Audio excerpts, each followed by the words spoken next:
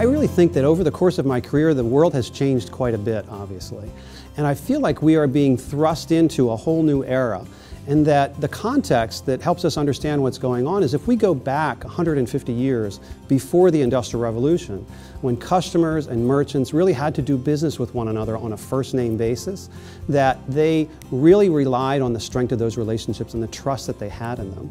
And that what they were buying from the merchant was as much about who they were and what they knew about them as a person as it was the product or service they're selling.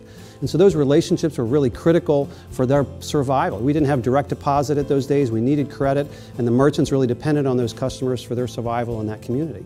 Now you introduce mass production, mass distribution, mass communication, and the relationship between the customer and the merchant really got separated.